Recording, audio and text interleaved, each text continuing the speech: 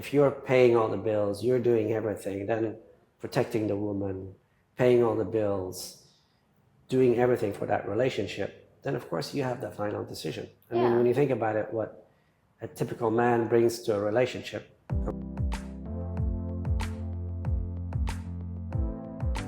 Hey everyone, welcome back again to my channel. For today's video, my husband and I from Paul's Asian Adventure, Pa, but not Grandpa. We're going to talk about why men should lead in a relationship or in marriage, particularly in marriage. So they have this saying, happy wife, happy life. Is that correct? Yes. Yeah, but what would happen if when putting her first becomes the reason why your relationship or your marriage goes downhill? Because, happy wife, happy life, right? Yeah, always prioritizing her needs and not your needs. Yeah. So, first and foremost, in the Philippines, we women or Filipinas, we tend to look for a man or a guy who can lead a relationship, who can make sure that, they're the one that leads and we just follow the man, we cooperate in return, Yeah. And so what happens is that when these men who doesn't have any, they don't get any women in the West and they come to the Philippines, they get so overwhelmed to the point that they submit. I know submit is a bad word, but submit themselves to the woman. And they let the woman lead in the relationship. Yeah. So first and foremost, women can't lead in the relationship. Why? Well, there's several reasons, but it's been shown, and if you see any relationship, you'll see that this is the case, is that men, or if a woman leads a relationship, it's usually out of necessity, not because she wants to, but it's out of necessity. Meaning the guy is not masculine enough, he's not capable enough to lead that relationship. For example, if he doesn't know about finances, can't take care of his money, and he hands over his money to his woman every month, and she does whatever she wants with it, and he doesn't hold her responsible for it, it's kind of, she then becomes the leadership. It becomes a matriarchy and not a patriarchy. And with that, typically, a woman actually loses sexual interest in a man when he doesn't lead in a relationship. Women want to look up at a man. They want to be able to lean their head into his shoulders and feel safe, that this is the man that can take care of them, protect, and provide for the family. And if that's not that person, typically she'll lose sexual interest in him. Doesn't mean she loses interest in him, but it means more than probably, not more than probably, but the chances of her going out of the marriage for relationship is much higher. Yeah, because women, you have to remember that as women, we look for a man who has confidence, who can lead, who can, once we look at a man who can lead, who has the confidence in his body, we're like, okay, I want that man. Well, it's not about confidence. I mean, confidence, what does confidence imply? When a person is confident, he's secure in what he does.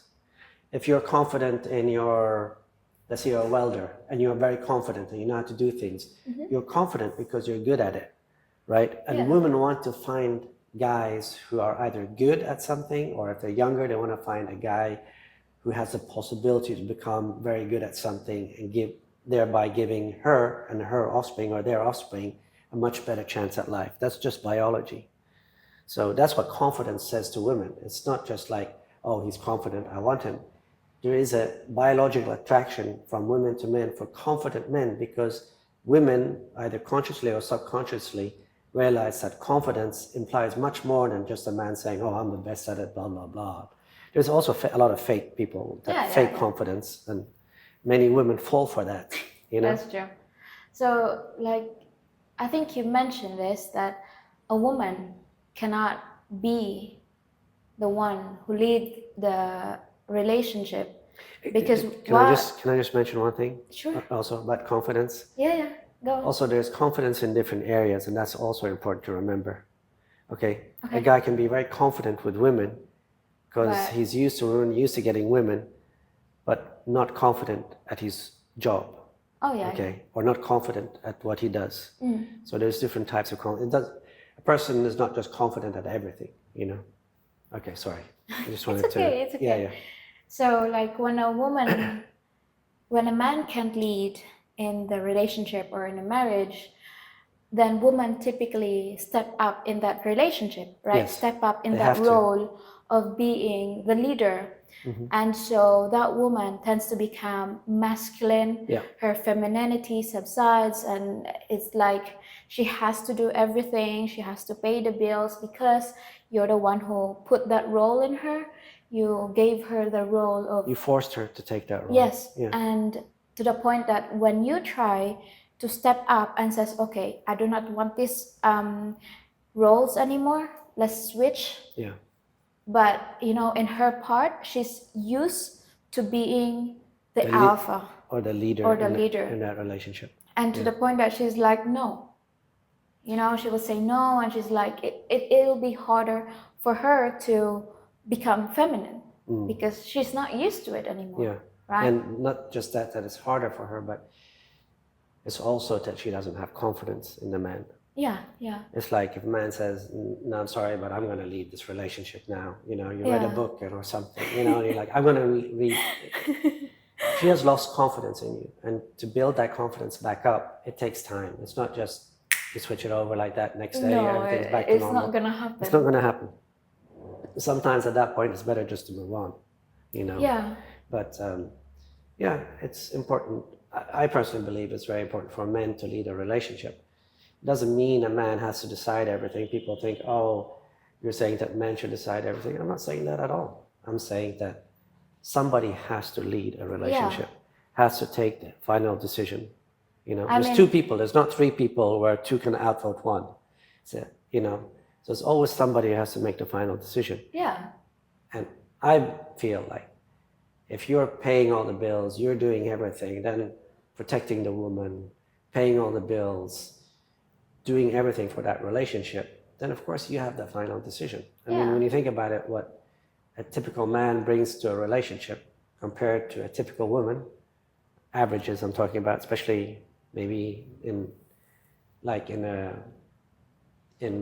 Philippines, where, you know, typically there's an age gap relationship. There's a wealth discrepancy between the woman and man. A man is actually bringing a lot more to the relationship.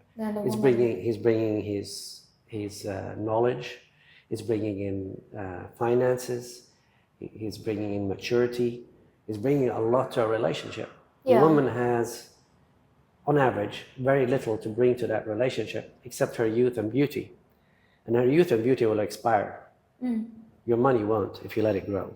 No. So the way I look at it, typically, I'm not saying all relationships, but typically a man is bringing a lot more to a relationship than a woman. So of course he has to lead that relationship. He has to guide that woman into the right place, especially if there's an age gap relationship, especially if there's a age gap difference, especially if there's a knowledge difference. Like, we take me and you as an example. I mean, you're very smart. Thank you. You do very well at school. At the same time, I have gained a lot more experience because I've lived much longer than you. So I know things that you don't know. And thankfully, you're very curious and you ask a lot of questions. And your knowledge level is probably almost equivalent to mine now. No, I don't think so. But yeah, that's how I feel. No, you mentioned about the finances. Like, also in the relationship or in a marriage, right? When a man should lead, and so he handles the finances, all the expenses stuff, right? Because when a woman handles the finances, and this actually happens a lot in the Philippines, and you have to think about this through. When you let a woman handle your finances, it will go downhill. You don't know where your money goes. Why would it go downhill? Because I don't know if you guys know this, but we live like a one-day millionaire type of deal. Yeah. You know, we live day-to-day basis because we have this mindset that tomorrow is Maybe, but today is unpredictable. for sure. Yes. So I agree with you, but I also think it's due to lack of knowledge. Like, for example, you're not used to handling that type of money. You're not used to budgeting. yeah, You're not used to the lifestyle they have in the West, the bills they have to pay and everything. So maybe it's not just, it's just what you're used to.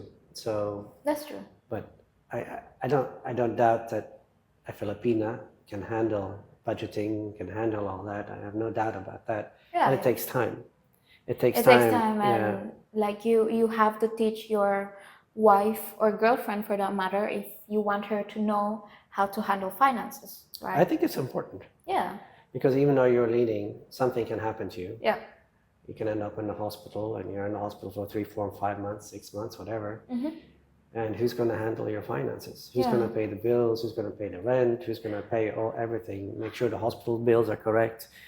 Make sure that there's enough money and all that. Somebody has to handle it, right? And like when you think about it, what would happen if you don't teach your wife or girlfriend how to handle finances? And for example, something bad happened to you, you know, and you go to the hospital, and when you came out of the hospital, your money is khalas. It's like you're in debt. no more money. No more money. Then you And die of then- a heart attack.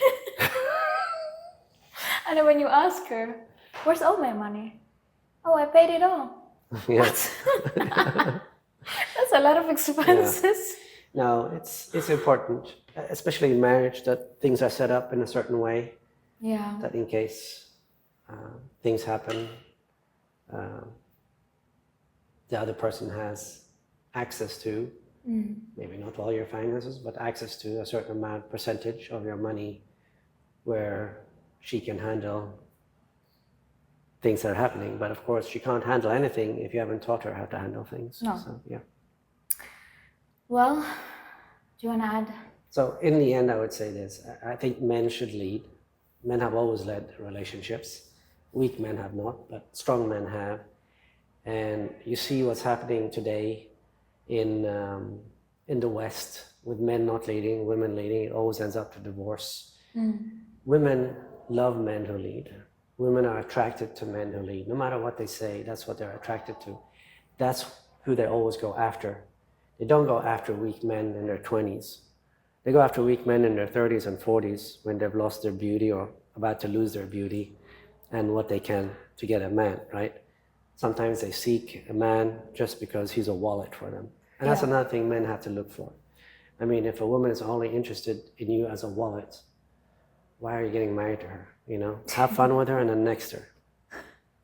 Yeah. That's what I really gotta say. You're setting yourself up for you're setting disaster. yourself for disaster, failure, and a hard life. Yeah. You know, you didn't come to the Philippines or whatever country you're going to and worked hard all your life so you can have a headache the last 10, 15, 20 years or 30 years of your life. You came there to have a nice life, to enjoy life, and have a peaceful life too.